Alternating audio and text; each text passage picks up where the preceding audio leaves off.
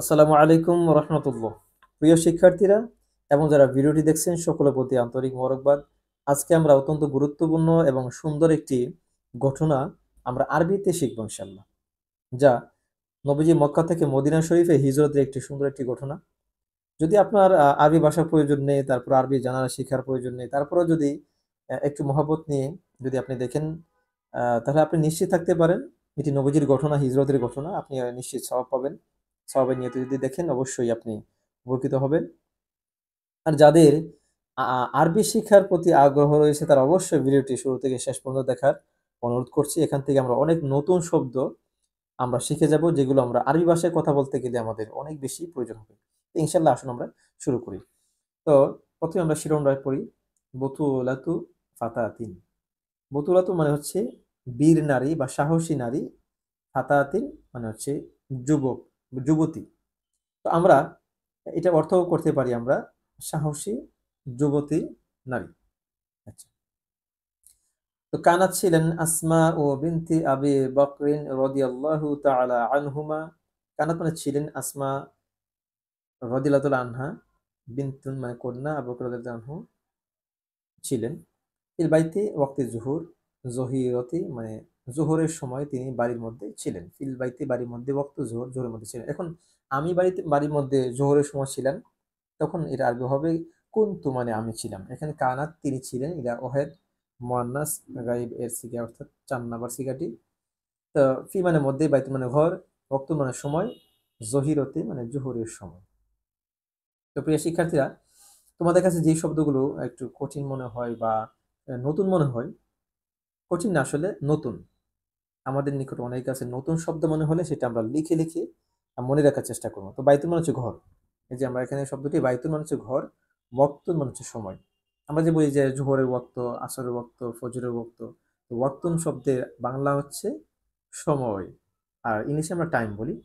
তো ফিল বাইতে বাড়ির মধ্যে, ওয়াক্ত জহিরতে জোহরের সময়। ওয়াকানাত এবং ছিলেন, মা আহা তার সাথে, হা মানে তাহার, মা আহা সাথে ছিলেন, উখতুহা তার বোন, ইশাতু রাদিয়াল্লাহু তাআলা আনহু, হযরত আয়েশা রাদিয়াল্লাহু তাআলা আনহা ছিলেন তার সাথেই ছিলেন। নাজারত দেখলেন, আসমা ও রাদিয়াল্লাহু আনহা, আসমা রাদিয়াল্লাহু আনহা ফি দাহশাতিন মানে হচ্ছে বিস্ময়ের সাথে, অবাক হয়ে দেখলেন যে আন্না নিশ্চয়ই রাসূলুল্লাহি সাল্লাল্লাহু আলাইহি ওয়াসাল্লাম, নিশ্চয়ই রাসূল করিম সাল্লাল্লাহু আলাইহি ওয়াসাল্লাম ইউকবিলু আসছেন, ওয়া ওয়ালিদু ওয়া ওয়ালিদুহা তার পিতার নিকট, আবু বকরিন রাদিয়াল্লাহু তাআলা আনহু, হযরত আবু বকর রাদিয়াল্লাহু তাআলা আনহুর নিকট আসলেন। ইউসরিউ ইলাইহি ফায়ালকাহু বিহতিমামিন। আচ্ছা, তো ইউসরিউ ছুটে আসলেন, ইলাইহি তার দিকে, আবু বকর রাদিয়াল্লাহু আনহু নবীজির দিকে ছুটে আসলেন। ফা ইয়ালকাহু সাক্ষাৎ করলেন, বিহতিমামিন মানে গুরুত্বের সাথে। যেহেতু নবীজি ওনার বাড়িতে আসছেন, উনি দ্রুততার সাথে ওনার সাথে অর্থাৎ আল্লাহ নবীর সাথে দেখা করেন, বিইহতিমাম গুরুত্বের সাথে। ফায়াল কহু অতঃপর তিনি সাক্ষাৎ করেন, বিইহতিমামিন গুরুত্বের সাথে, খুব গুরুত্ব সহকারে নবীজির সাথে। আবু বকর সিদ্দিক রাদিয়াল্লাহু আনহু দ্রুততার সাথে তার সাথে সাক্ষাৎ, ইউসরিউ তিনি দ্রুততার সাথে ছুটে আসি, ইলাইহি মানে তার দিকে। তো প্রিয় শিক্ষার্থীরা, বিশেষ করে আমার শিক্ষার্থী যারা রয়েছে তারা তো অবশ্যই আহ, এটা সুন্দরভাবে দেখলে আশা করছি এখান থেকে প্রত্যেকটি শব্দের অর্থ ইনশাল্লাহ শব্দে শব্দে তোমরা শিখে যাবে ইনশাল্লাহ। আচ্ছা, তারপরে ওয়াজ লিসু এবং তিনি বসলেন, ওয়া মানে এবং, ইয়াজ লিসু তিনি বসলেন, মাআহু তার সাথে তার নিকটে, ওয়ায়াং তাজিউ এবং তিনি অপেক্ষা করলেন, মা ইয়া আমরু বিহি তাকে কি আদেশ করা হয় বা কি নির্দেশ করা হয় সেই দিকে, বা সেই জন্য তিনি কি, ওয়ায়াং তাজিরু তিনি অপেক্ষা করতে লাগলেন। নবীজি কি আদেশ করেন সেটা অপেক্ষাকে তিনি করতে থাকেন। তো সম্মানিত শুধু যারা আপনারা ভিডিওটি দেখতেছেন তাদের প্রতি অনুরোধ থাকবে, আপনি তো কত ভিডিও দেখেন, এটা যেহেতু অনলাইনের মধ্যে আপনার সামনে ভিডিওটি চলে আসছে, আপনি কষ্ট করে দেখেন, আপনি নিশ্চিত উপকৃত হবেন। কেননা এটা নবীজির একটি ঘটনা। আর আমরা আরবি ভাষা কেন শিখবো? এটা কোরআন শরীফ ভাষা, হাদিস শরীফের ভাষা, নবীজির ভাষা, কবর হাসর প্রত্যেকটি জায়গায় জান্নাতের ভাষা থাকবে আরবি। সেই জন্য আসুন একটু চেষ্টা করি আমরা। তো ওয়ায়াং তাজিরু এবং তিনি দেখলেন, সাল্লাল্লাহু আলাইহি ওয়াসাল্লাম ইলা আবি বকর রাদিয়াল্লাহু আনহু, আবু বকর রাদিয়াল্লাহু আনহু দিকে তিনি তাকালেন, দেখলেন ওয়াকুল, এবং তিনি বললেন লাহু তাকে, রিজহুমা বের করে দেন, মিন ইন্দিকা আপনার নিকট থেকে, অর্থাৎ আপনার নিকট থেকে বের করে দেন। ফায়ুজিবু অতঃপর তিনি অর্থাৎ আবু বকর সিদ্দিক রাদিয়াল্লাহু আনহু উত্তর দেন, ইন্নামা হুমা ইবনা তায়া, তারা তো আমার দুই কন্যা। ইন্নামা হুমা তারা হচ্ছে ইবনা তায়া, তারা আমার দুই কন্যা। তো নবীজি বললেন যে তাদেরকে বের করে দেন, দুই কন্যা অর্থাৎ আসমা রাদিয়াল্লাহু আনহা এবং আয়েশা রাদিয়াল্লাহু আনহাকে বের করে দেন। তখন আবু বকর সিদ্দিক রাদিয়াল্লাহু আনহু বললেন, তারা তো আমার দুই কন্যা, সমস্যা নেই, আপনি বলতে পারেন। তারপরে ফাআখবারাহুন নবী সাল্লাল্লাহু আলাইহি ওয়াসাল্লাম, অতঃপর তিনি নবীজি খবর দেন বা সংবাদ দেন, বিআমরিল হিজরাত, হিজরতের সংবাদ দেন। নবীজি মক্কা থেকে মদিনা শরীফের হিজরতের সংবাদটা সেটা আবু বকর সিদ্দিক রাদিয়াল্লাহু তাআলা আনহুকে দেন। ফায়া ফায়াকুলু অতঃপর তিনি বলেন, আবু বকরিন রাদিয়াল্লাহু তাআলা আনহু, আস-সুহবাতু আস-সুহবাতু, আমি কি সঙ্গী হতে পারবো, আপনার সাথী হতে পারবো, ইয়া রাসূলুল্লাহ সাল্লাল্লাহু আলাইহি ওয়াসাল্লাম, হে আল্লাহর রাসূল। ফাকালা নাআম, অথবা তিনি বলেন, হ্যাঁ, আপনি আমার সঙ্গী হবেন। সুবহানাল্লাহ। আল্লাহ পাক আবু বকর সিদ্দিক রাদিয়াল্লাহু তাআলা আনহুকে কবুল করেছেন। তিনি মক্কা থেকে মদিনা শরীফে যখন হিজরত করেছিলেন, তখন আল্লাহর নবী হযরত আবু বকর সিদ্দিককে মনোনীত করেছেন তার সঙ্গী হওয়ার জন্য। আল্লাহু আকবার। আল্লাহ পাক বিশেষ করে আবু বকর সিদ্দিক রাদিয়াল্লাহু তাআলা আনহুর ওনার স্যাক্রিফাইস, ওনার উৎসর্গ নবীজির প্রতি যে কত বেশি ছিল, সেটা আমরা কিতাবের মধ্যে পাই, ওনার জীবনী খুলে পাই। আল্লাহ পাক ওনাদের মতো ওনাদের কিছু হলেও আমাদের জন্য জীবনে বাস্তবায়ন করতে পারে, আল্লাহ বলেন কবুল করেন। তারপরে ফাখরাজা নবী সাল্লাল্লাহু আলাইহি ওয়াসাল্লাম, অতঃপর নবীজি বের হলেন, ওয়া মাআহু আবু বকর সিদ্দিক রাদিয়াল্লাহু আনহু, অতঃপর নবীজির সাথে ছিলেন আবু বকর সিদ্দিক রাদিয়াল্লাহু আনহু।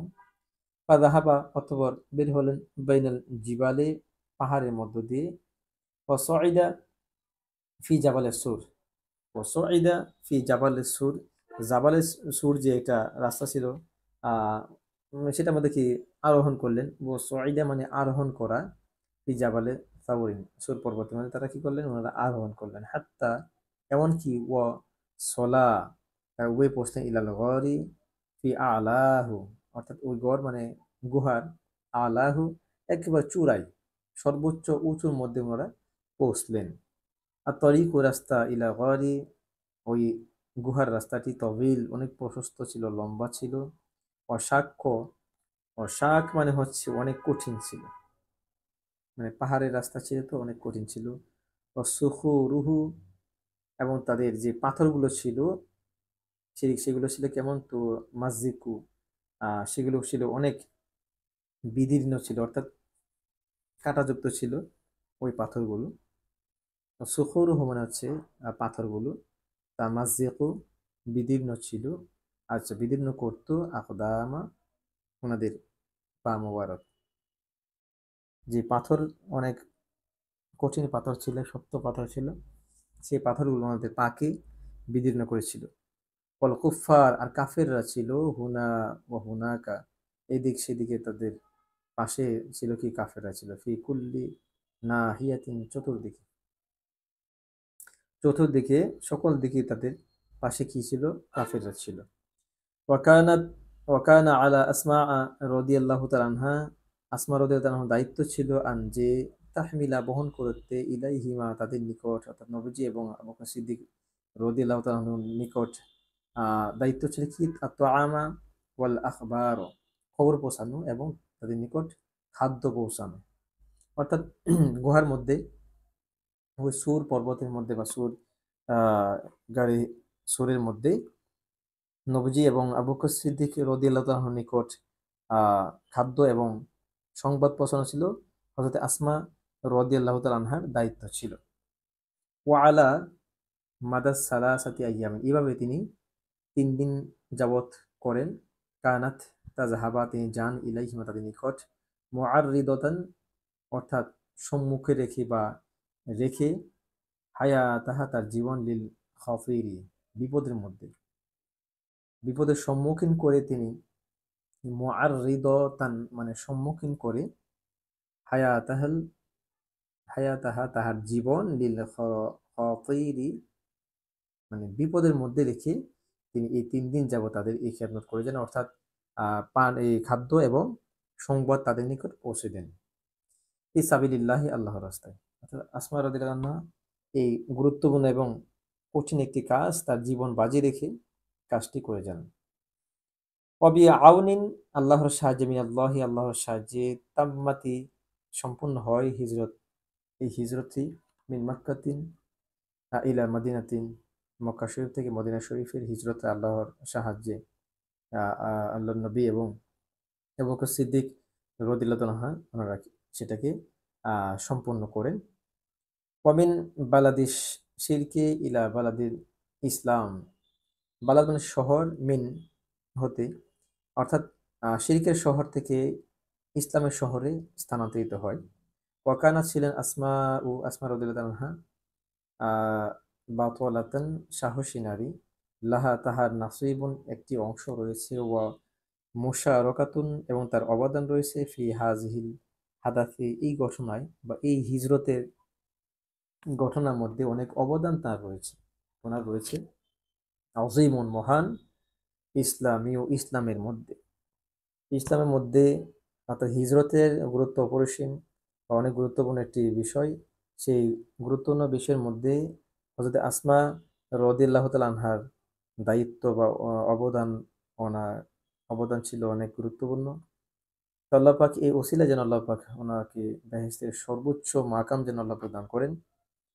আর আজকের এই ঘটনা থেকে আজকের এই আমরা এই গল্প থেকে নতুন অনেকগুলো শব্দ শিখে গেলাম আমরা।